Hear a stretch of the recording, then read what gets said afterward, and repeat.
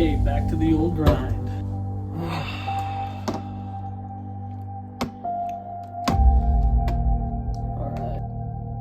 Alright, any comments? What's up? Alright. This is laughable and corny, bro. Like, cap. How is anything about true crime cap? Yeah, your opinion on The Lost Boys was tragic. You don't know movies. If it bit you, no pun intended. Good vampire reference, but movies are subjective, I'm pretty sure. Fuck, dude, I'm just trying to make a positive impact on the horror and true crime community.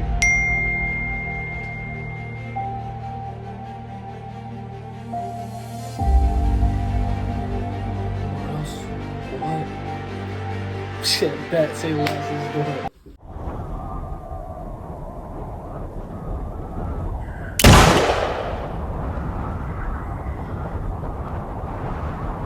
Alright, dudes and dudettes, I watched the movie. Dear David, a 2023 suspense horror film directed by John McPhail, based off the notorious Twitter thread from Adam Ellis, circa 2017, writer for BuzzFeed. Who knows if it's true or not. Essentially, this BuzzFeed writer, Adam, was being haunted by the ghost of a little boy named Dear David, and they decided to make a movie out of it. Let's talk about the movie, because I've been hyped to see this one since I heard about it in fall. Didn't get to see it in theaters. I don't think it was in theaters near me, but I finally rented it tonight because I was thinking about it. It's a good theme all around. Before it gets the scares, it centralizes on social media and the toxic traits it has, which nowadays is 2024. We all know that, but I really like the theme of an internet ghost pretty much punishing a guy because of his troll-like tendencies on the internet. It's a cautionary tale that should be delved into more psychologically. So Adam, he works at BuzzFeed, and instantly relatable. One of the first scenes, he's sitting at his desk and he gets a little he goes through his comments and he sees a whole slew of good ones, and then one bad comment out of like 10 sets him off, and he decides to attack back. Like, he's failing at work right now, he kind of doesn't have any motivation or personal stories to share. The plot device of Dear David coming into his life is a bit convenient for the story, but I understand. So he's at home one night and he decides to pretty much tell a teenager online to go kill himself, and Dear David doesn't like this.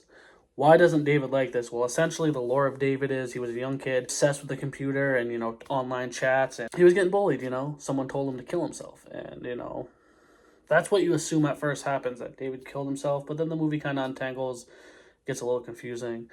Some pluses of the movie, it gets straight to the pace, like, it introduces the character and then starts the scary shit almost immediately.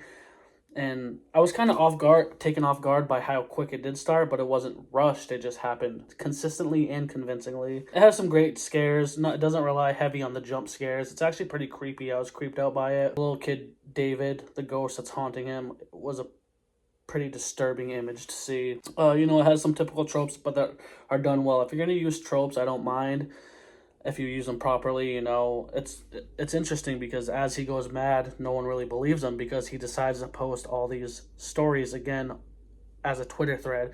So people are thinking he's doing it for clout because he also works at BuzzFeed. So you have Justin Long, his boss, being like, all right, we got to ramp up the intensity.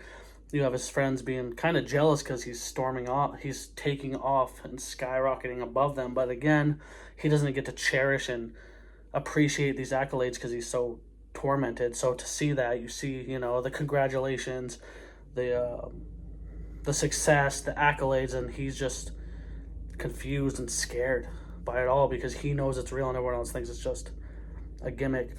In the heart of mystery holds the darkness of truth, true horror, real madness, drip, fed, dread. Augustus Prew as Adam Ellis was a very good actor, very believable, very likable. I liked his performance. It wasn't over the top. It wasn't corny. It was good. Like, you believed that he was really scared of David. The story starts to unfold and the lore happens, and you get introduced to these things where then you start to wonder, because I feel like the movie at the beginning kind of insists that David killed himself, but then it unravels that that isn't the case. So I don't know if I'm just missing a part of it or if they just twisted the story halfway through where they didn't really know where they were going with it. But it has those stamp marks, where he does the research online. He slowly elevates, from being really scared to questioning his sanity, from doing exorcisms in his house, but it's not done in a hokey pokey, corny way. You know, it's realistic. I like how they integrate the Twitter usage of the story. When he's at work, very disheveled, his friend's like, hey, maybe you should do a poll and see what the fans want. And he's like, yeah, that's a good idea. Like, he's scared, but also he's like, I'm making marketability with this.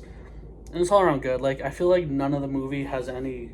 I don't have any gripes with the movie whatsoever. It gets pretty creepy and disturbing, from finding out David to the caveats David has. You ask 3 questions and David kind of becomes in control. But I feel like a lot of the plot devices aren't used to cater the story to move on. Like, they happen naturally, and it's not like, oh, they had to write that in there, so they did. And Adam is a very guarded person. You know, he's having trouble with his boyfriend because he doesn't know how to open up. He's having trouble with his friends, especially after he starts to think he's crazy. He doesn't know how to ask for help. So there's kind of this message where it's like, everything around me is happening to me and no one else understands, which honestly, you have to let people in to help you, and that's kind of the moral of the story. And you know, there are some intense scenes. I feel like every time there's an encounter with David, it ramps up.